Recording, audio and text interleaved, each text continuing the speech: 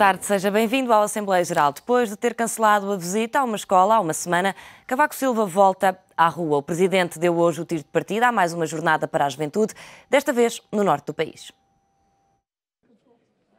Cavaco Silva tem estado longe dos jornalistas e longe das pessoas. Volta a sair à rua e testa a popularidade que perdeu nas últimas semanas. O Presidente da República vai ao norte do país promover bons exemplos de empreendedorismo durante a 6ª Jornada dos Roteiros da Juventude. Mas desde que deu o exemplo dos rendimentos que recebe, que as ruas encheram-se de contestação ao Presidente da República. Depois de ter dito que não recebe o suficiente para pagar as contas, Cavaco Silva desmarcou à última hora uma visita agendada a uma escola em Lisboa.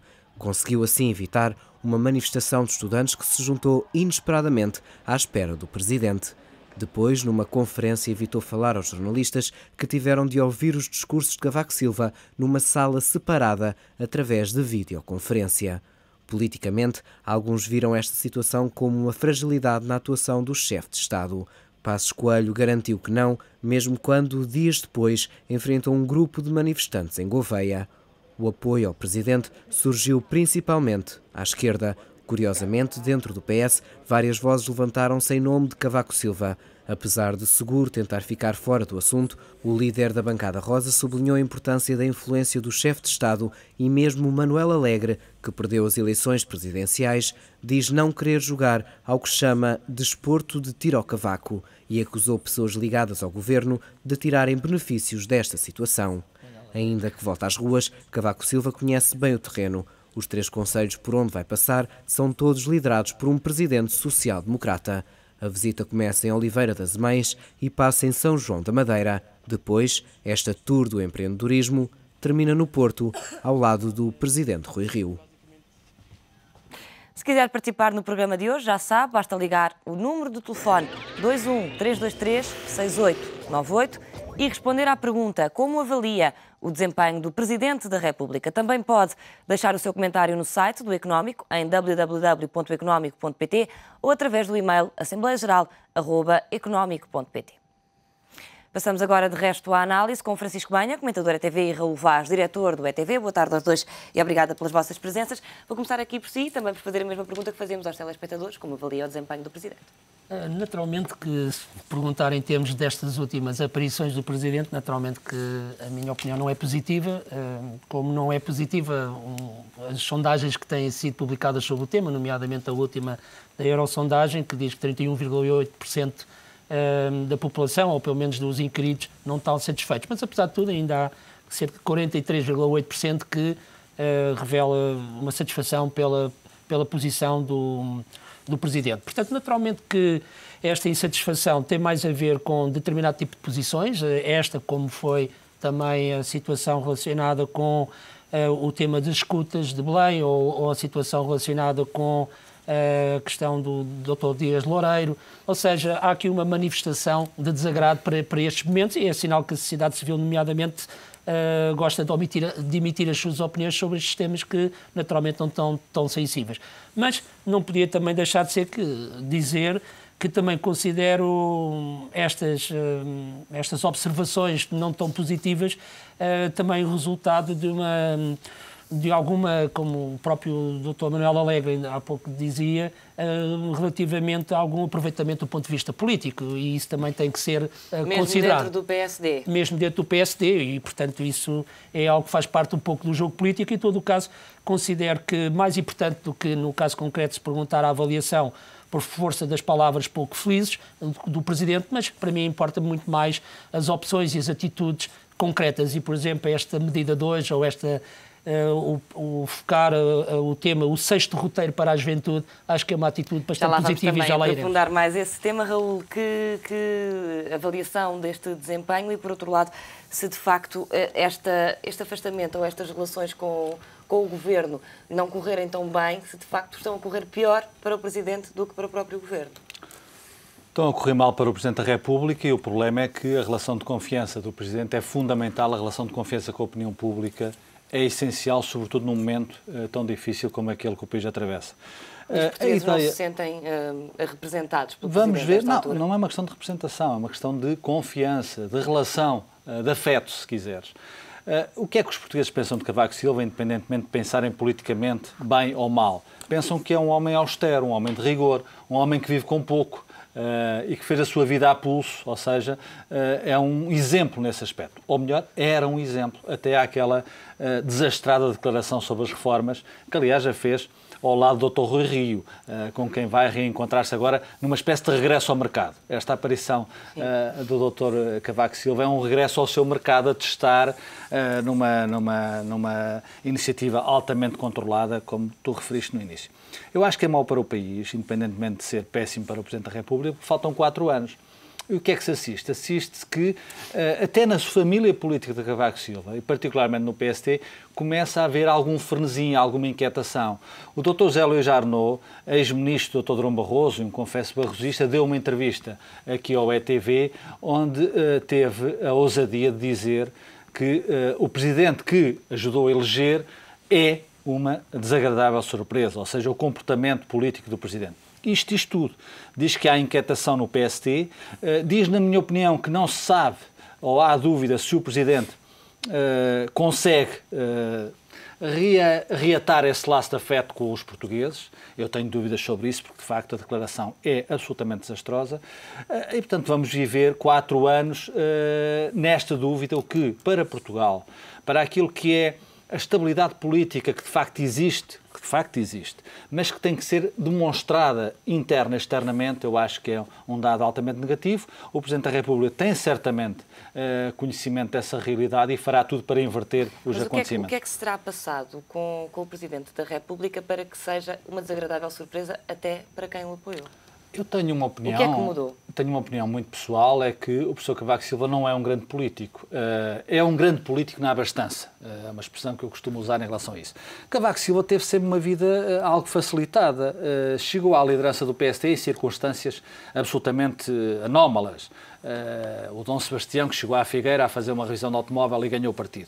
Parte o Bloco Central que existia, portanto, posicionou-se para ganhar as eleições, porque saíamos de uma crise de 83-85, com o FMI em Portugal, portanto, quem dissesse aos portugueses vamos entrar num novo ciclo político, tinha grandes condições para ganhar. Ganhou as eleições de 85 com 29% de votos. E com uma situação política algo anómala. Em 87, um partido que tinha nascido com 18%, que era o PRD, à sombra do então Presidente da República, Ramalhianes, consegue dividir o eleitorado do Partido Socialista, e Cavaco Silva consegue dessa forma ter a sua primeira maioria absoluta. A segunda maioria absoluta é em função de dinheiro injetado na economia do Estado, as progressões automáticas nas carreiras da função pública, o 14º mês, muito dinheiro que o então Primeiro-Ministro Cavaco Silva injetou na economia do Estado, na economia do funcionalismo público, que é importante numa sociedade, obviamente. Perdeu as eleições contra Jorge Sampaio, já ninguém se lembra, e regressa em circunstâncias que não era, na minha opinião, muito difícil de ganhar. Ou seja, politicamente, Cavaco Silva tem, pela primeira vez, o vento a desfavor nesta circunstância e não reagiu bem. Ou seja, revela que o seu traquejo político, a sua experiência política, que existe, que é absolutamente confirmada pelo tempo, não abona, não chega para superar estas dificuldades. Aparentemente é isso que acontece, portanto vamos ver se Cavaco Silva consegue rapidamente recuperar uma linha que, como eu te disse, reate a linha de afeto com a opinião pública portuguesa. Acredita que vai conseguir recuperar? Ainda temos alguns anos pela frente, não é? Acredito porque o professor Cavaco Silva é um homem bastante experiente, teve 10 anos como Primeiro-Ministro, já vai no 6º ano como Presidente da República, é um homem que já venceu muitas eleições, já teve muitos combates políticos e tenho a certeza que, em princípio, até para bem de todos nós, obviamente, nós necessitamos de um Presidente que faça realmente, seja a alta figura do Estado português e, portanto, não seja achincalhado, como se vem deduzindo destas observações que têm sido feitas. Precisamos de uma pessoa, ainda por mais, num contexto social extremamente difícil, nós todos, e acho que também podemos interpretar as palavras do Presidente também como uma chamada de reflexão para todos nós. É preciso mudar de vida, nós temos que ser mais rigorosos nas nossas despesas, temos que poupar um bocado aquilo que eu disse há pouco. Professor, não é preciso dizer-nos, é-nos imposto. Não, certo. Mas é preciso enquadrar a situação. Sim, ok, eu compreendo, mas é importante porque, apesar de tudo, apesar daquilo que diz, que está a ser imposto, ainda há muita gente que facilita, ainda continua a ver, isto eu vejo no dia-a-dia, algumas pessoas que ainda não interiorizaram a verdadeira importância de poupar, de trabalharmos, pouparmos, para fazermos face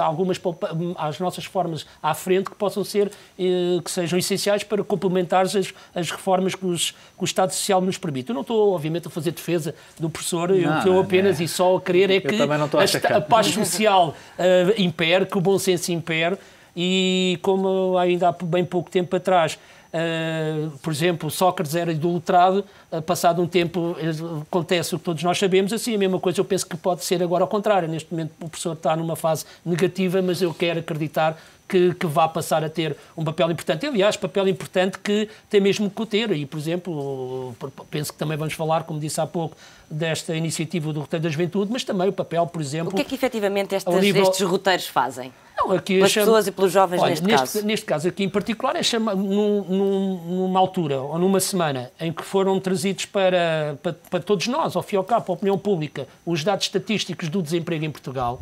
E quando hoje o Sr. Presidente, tal como o fez, por exemplo, quando em novembro foi aos Estados Unidos, a uma visita à Califórnia, onde eu pude estar, por força do convite que me foi na altura colocado, como Presidente da Federação Nacional de Associações Business Angels, e, portanto, eu fui constatar o carinho com que o Presidente Cavaco, por exemplo, é reconhecido pela população imigrante portuguesa e quanto ela é importante para o país. Estabelecemos, porque ao fim e ao cabo estamos a falar de cerca de 5 milhões de portugueses, de luso-descendentes, que podem vir a ser muito importantes para introduzir algum oxigênio, como sempre tiveram na economia portuguesa, antes, noutras alturas, através das remessas dos nossos imigrantes e agora, talvez, através da possibilidade de alguns destes jovens empreendedores portugueses que nós temos e que tão pouco se tem falado deles, podem vir a beneficiar desta imagem, ou seja, deste enquadramento que o Presidente está a tentar fazer. Francisco Penha, já vamos mais a esse assunto. Agora vamos ouvir um telespectador, Alcides Dias, liga-nos de Odivelas. Boa tarde, a sua opinião.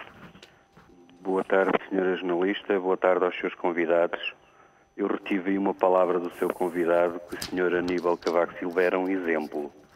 Bom, se é um exemplo, este senhor, na minha modesta opinião, é um mau homem, é um mau político, é um dos grandes culpados da situação em que o país vive e atravessa.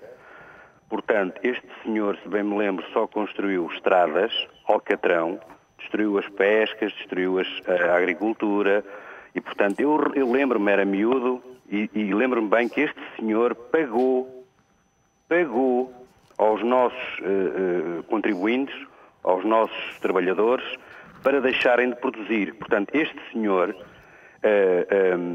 só fez mal ao país. Este senhor é dos piores políticos que eu vi no meu Portugal. Terminar dizendo que com quem ele se acompanhava, que era o Sr. Dias Loureiro, o Sr. Oliveira e Costa, que foi seu ministro, portanto, coitado, o excelentíssimo ganha muito pouco e, portanto, de facto, todos nós temos que ter um bocadinho de consciência que ele não está bem. Portanto, para mim, termina a minha intervenção. É um presidente cínico. Boa tarde, bom fim de semana. Boa tarde, Alcides. Obrigada, bom fim de semana para si também. Agora olhamos um comentário deixado no site do Económico, em www.económico.pt. Diz esta viewer: sempre gostei de Cavaco, mas tem desiludido, não percebo o que lhe anda a passar pela cabeça. Acho que se os candidatos que contra ele concorreram nas últimas presidenciais não fossem tão maus, talvez não tivesse sido reeleito.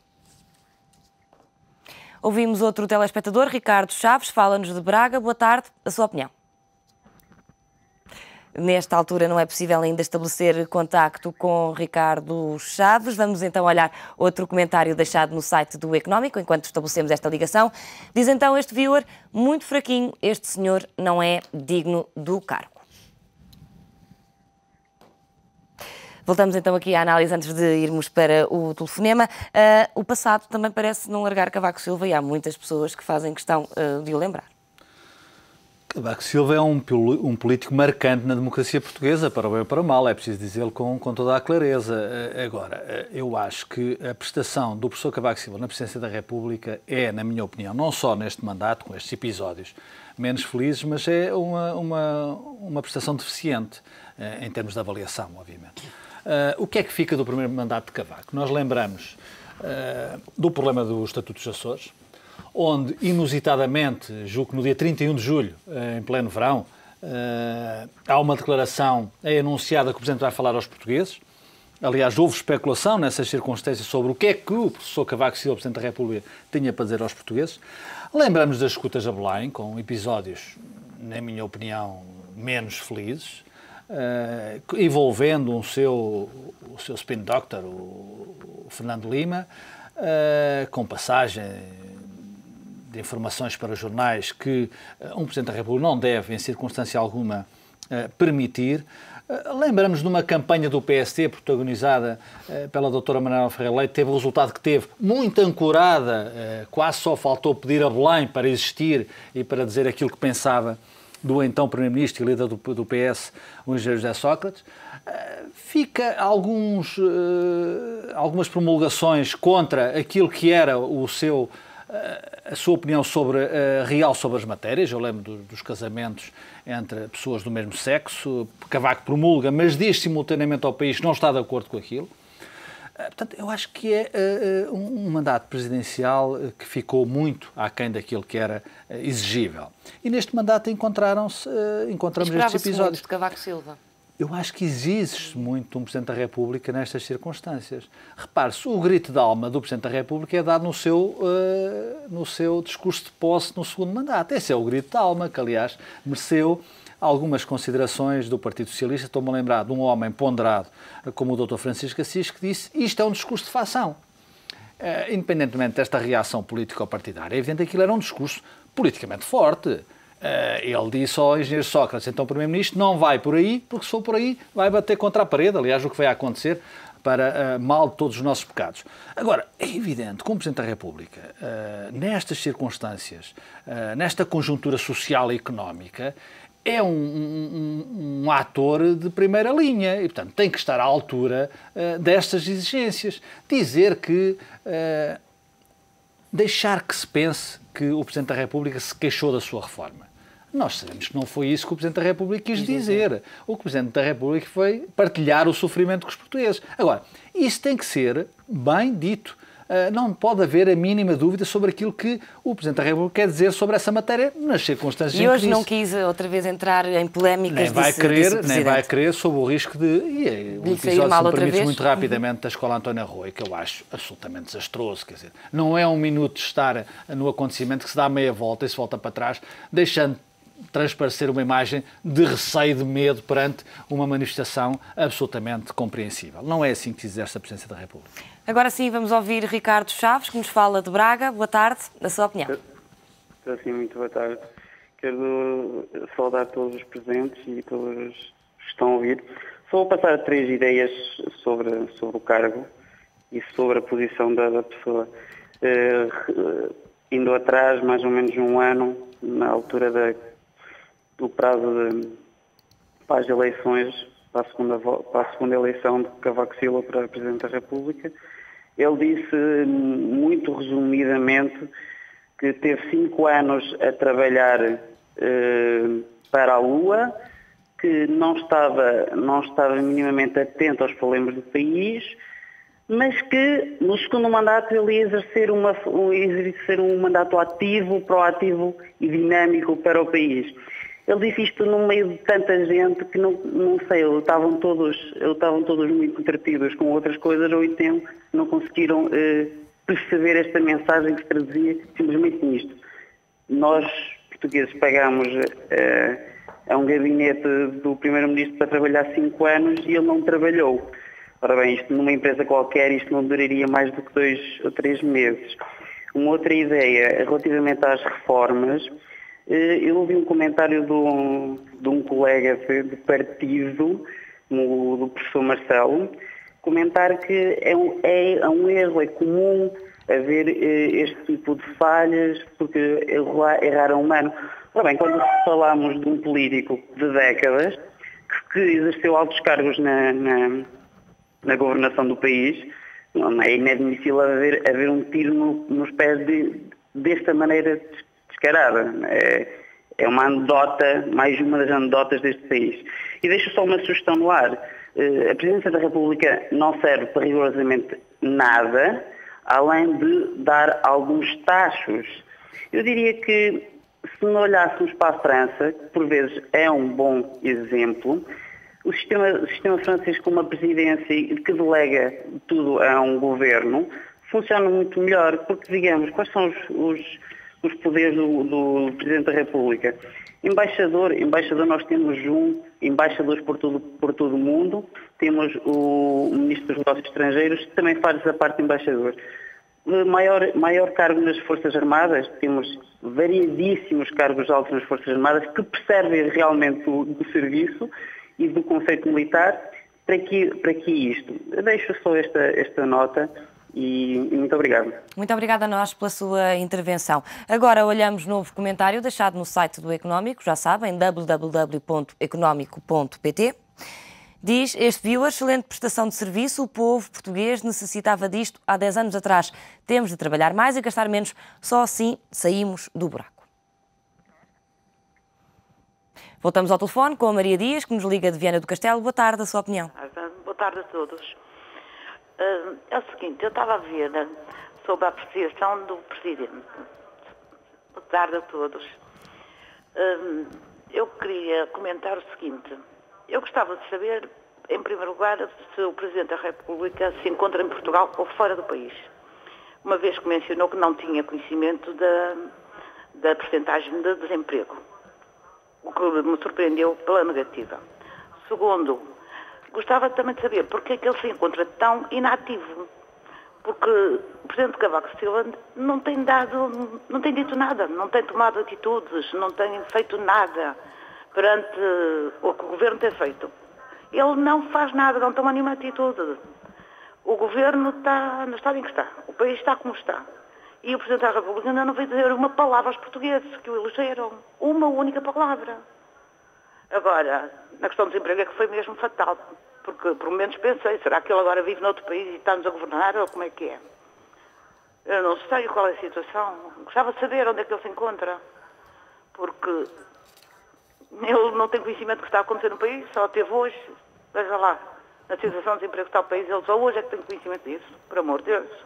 Muito obrigada, Maria Dias, pela sua intervenção. Voltamos então aqui à análise. Temos visto e ouvido comentários em que mostra que as pessoas estão bastante distantes e desapontadas com este Presidente. E aquele telespectador que nos ligava de Braga até perguntava para que é que serve a Presidência da República. Pois isso é um problema que não vamos ser, penso eu, resolvê-lo aqui, não é? A resolver, porque vivemos num sistema, esse sistema democrata tem os diversos órgãos de soberania, um dos quais o Presidente da República.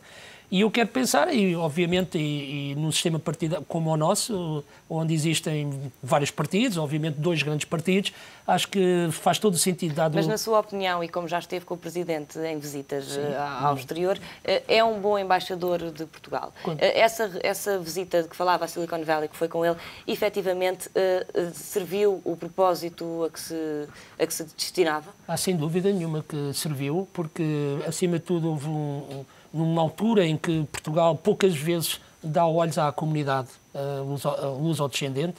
Acho que estar no coração, se assim se pode dizer, dos Estados Unidos, nomeadamente ao nível daquele ambiente do ecossistema do Valley, onde tantas grandes empresas nasceram e onde nós, por força dessa presença, conseguimos constatar que a comunidade portuguesa é fortíssima nessa comunidade, nessa região forte dos Estados Unidos, e depois, não só chamar a atenção de todos para a necessidade de nós, efetivamente, fazermos o trabalho de casa relativamente à potenciação desse ativo intangível, e agora quando se falou do fado, do intangível do fado, nós temos uma realidade que até é bem tangível, que é a diáspora portuguesa espalhada por todo o mundo, e principalmente pelas principais capitais mundiais, como é o caso concreto da Califórnia, ou de São José, e depois Paris, Macau, etc.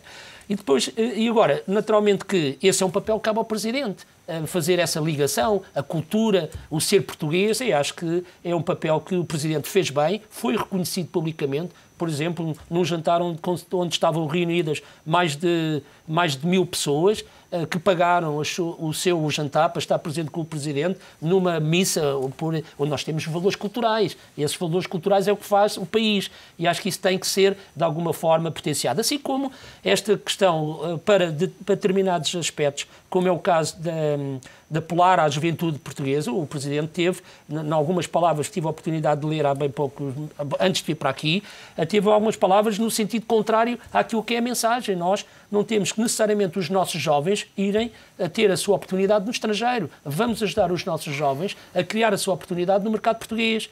E, por exemplo, por acaso tenho a pena que no roteiro não sejam incluídos alguns temas importantes. Como, por exemplo, o facto de Portugal ter neste momento um verdadeiro ecossistema para potenciar o empreendedorismo em Portugal. Temos parques tecnológicos de norte a sul do país. Temos, por exemplo, a melhor incubadora do mundo em 2010 está em Coimbra. A terceira melhor incubadora do mundo está no Baden Park, aqui na outra banda. Temos neste momento 42 milhões de euros disponíveis dos Business Angels para apoiar startups. Temos cerca de 128 milhões de euros de fundos de Venture Capital para apoiar startups. E nós temos, neste momento, pouca ou nenhuma comunicação sobre estas... Talvez para um próximo roteiro da juventude de Cavaco Silva. Não, mas o problema é que isto é muito importante. E, por exemplo, pode ser que através do facto do Sr. Presidente ter trazido para o tema a juventude, e nomeadamente a questão do empreendedorismo, porque uma das temas é Portugal dispõe de uma geração empreendedora. Claro que ainda não é aquela que nós queremos, ainda é algumas ilhas de excelência que existem, mas isso tem que ser potenciado, não é? Tem que ser potenciado e acho que o papel do Presidente pode o ser, porque, por exemplo, talvez a ação de quem de direito não esteja a ser tão ativa como o deveria ser nesta área tão crítica para o nosso país. Raul, isso quer dizer o Governo. Sim.